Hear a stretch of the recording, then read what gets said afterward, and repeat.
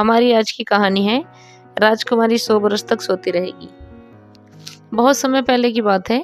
किसी राज्य में एक राजा राज करते थे और वह एक दयालु और न्यायप्रिय राजा थे।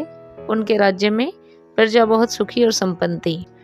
एक दिन राजा अपने सैनिकों के साथ वन विहार करके सायंकाल वापस लौट रहे थे कि अचानक उनकी नज़र एक बेरिया के झाड़े पर पड़ी। उन्होंने देखा कि उसमें एक परी उलझी हुई है और उसके पंख खून से लहूलुहान हुए पड़े हैं। राजा उसके पास गए। उन्होंने अपने सैनिकों की मदद से उसको बेर के झाड़े से निकाला और उसका प्राथमिक उपचार भी कराया, जिससे परी को थोड़ी राहत हुई।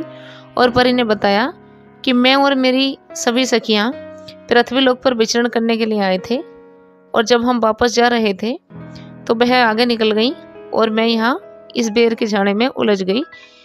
मैंने काफ़ी प्रयास किया परंतु यहाँ से निकल ना सकी। महाराज, आपका बहुत बहुत धन्यवाद। आप एक दयालु राजा हैं और मैं आपकी इस दयालुता से बहुत प्रसन्न हूँ और मैं आपको ये आशीर्वाद देती हूँ कि अब से 1 बरस के बाद आपके यहाँ पे भी एक परियों सी खूबसूरत राजकुमारी जन्म लेगी। इतना कहकर परी अपने लोक को चली गई और राजा प्रसन्नतापूर्वक अपने महल आ गए। परी के कहे अनुसार ठीक 1 बरस के बाद राजा के यहाँ एक सुंदर पुत्री ने जन्म लिया और राजा ने उसके नामकरण संस्कार में एक भव्य भोज का आयोजन किया, जिसमें राजा ने सभी राज्य के राजाओं को न्योता दिया और राजा ने परियों को भी न्योता दिया। जब राजकुमारी का नामकरण संस्कार हो गया तो सभी तरफ दावतों का दौर शुरू हो गया और परियां भी आईं और सभी ने अच्छे अच्छे पकवानों का आनंद उठाया और राजा ने काफ़ी अच्छे अच्छे प्रोग्राम कराए थे, सभी का आनंद उठाया। लेकिन कुछ देर बाद ही एक अनहोनी हो गई। एक बूढ़ी परी, जिसे राजा न्योता देना भूल गए थे, वह गुस्से में तमतमाती हुई आई और उसने राजकुमारी के सिर पर हाथ रखकर उसे ये श्राप दिया कि जिस राजकुमारी के जन्म पर तुम इतना ज़्यादा प्रसन्न हो और इतने भव्य भोज का आयोजन किया है, लेकिन तुम मुझे भूल गए हो, मेरा तिरस्कार किया है। मैं इसे श्राप देती हूँ कि जब यह 18 वर्ष की हो जाएगी तब इसकी मृत्यु हो जाएगी। यह बात सुनकर राजा और रानी बहुत रोए और उन्होंने परी से बहुत ज़्यादा विनती की, आप हमें हमारे गुनाह के लिए क्षमा करें और हमारी पुत्री को जीवन दान दें।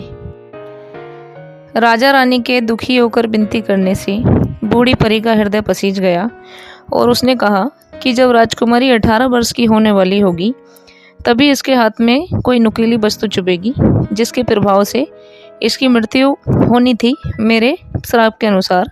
परंतु अब इसकी मृत्यु नहीं होगी, बल्कि ये 100 बरस तक सोती रहेगी और इसकी नींद तभी खुलेगी जब यहाँ कोई राजकुमार आएगा और वह इसके सर पर अपना हाथ रखेगा। इतना कहकर परी वापस चली गई। अब राजा और रानी बहुत ज़्यादा चिंतित हुए। वह राजकुमारी को कहीं भी आने जाने नहीं देते थे। उसकी देखभाल के लिए हमेशा उसके साथ 2-4 दासियां रहती थीं। राजकुमारी को किसी भी नुकीली चीज़ को स्पर्श नहीं करने दिया जाता था और उसका विशेष ध्यान रखा जाता था। जब राजकुमारी का 18वां जन्मदिन आया तब राजकुमारी ने अपनी माता से कहा कि माँ, पिछले 18 साल से आपने मुझे महल से बाहर कहीं नहीं जाने दिया, किसी चीज़ को स्पर्श नहीं करने दिया। आज मेरा 18वां जन्मदिन है और आज आपकी सारी परेशानी समाप्त हो गई है। कृपया आज आप मुझे जाने दें। मैं अपने राजमहल में घूमना चाहती हूँ, कहीं बाहर नहीं जाना चाहती, बस अपने राजमहल में ही घूमना चाहती हूँ। रानी ने भी सोचा कि परी का श्राप शायद ख़त्म हो चुका है, क्योंकि राजकुमारी 18 वर्ष की हो गई है और रानी ने उसको इजाज़त दे दी कि ठीक है, महल से बाहर कहीं नहीं जाना और किसी चीज़ को नहीं छूना है, तुम महल में घूमने जा सकती हो। जब राजकुमारी महल में घूमने लगी तो वह अपने महल की चीज़ों को देख देख के बहुत ज़्यादा प्रसन्न हो रही थी, क्योंकि उसे कभी भी ज़्यादा बाहर जाने की इजाज़त मिली ही नहीं थी और उसने अपने राज्य की किसी भी सुंदर चीज़ को ज़्यादा अच्छे तरीके से देखा ही नहीं था। राजकुमारी घूमते घूमते एक कक्ष में जा पहुंची। उसने देखा कि वहाँ एक बूढ़ी महिला चरखा काट रही है। राजकुमारी उसके पास पहुंची, उसको प्रणाम किया और कहा कि बूढ़ी माँ, क्या मैं आपसे यह सीख सकती हूँ? बुढ़िया ने कहा कि ठीक है, आप देख लीजिए करके। राजकुमारी ने जैसे ही चरखा घुमाया उसके हाथ में चरखे का तकुआ चुभ गया। चरखे का तकुआ चुभते ही राजकुमारी बेहोश हो गई और राजकुमारी के बेहोश होते ही राजमहल में और राजा के पूरे राज्य में जो भी जहाँ भी जिस स्थिति में था वो वहीं पर सो गया।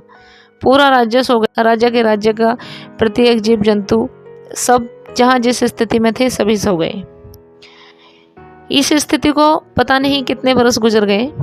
एक बार एक राजकुमार जब वहाँ से गुजरा तो उसने देखा कि यहाँ पर एक महल जान पड़ता है, परंतु यहाँ पर बड़े बड़े पेड़, घास फूस, झाड़ झंकाड़ इतने ज़्यादा हैं कि ऐसा लगता है कि जैसे ये जंगल ही है।